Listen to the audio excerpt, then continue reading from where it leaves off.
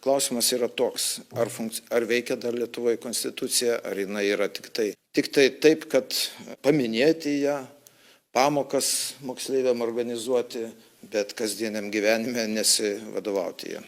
Gal galiu patikslinti, jūs pasitikite Vyriausiosios rinkimų komisijos darbu? Kaip konstitucija? Nepasitikėjimą mes buvom pareiškę Seimui, bet Seimas matyt pasitikėjo ir priėmėsgi tokį rinkimų kodeksą 22 metais buvo.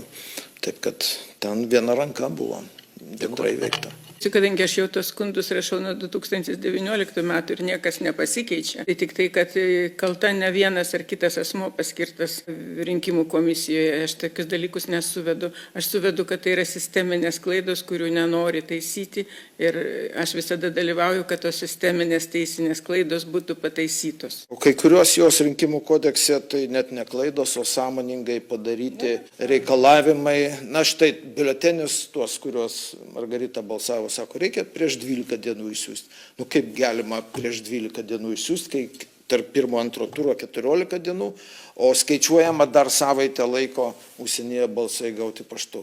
Nu tai iš vis neįgyvendinamas dalykas. Tai yra butaforija, o ne rinkimų kodeksas. Ir rinkimų kodeksas tai yra tokia graži parodija iš demokratijos, kad Lietuva matyti ir čia išsiskiria savo, kabutės, originalumu.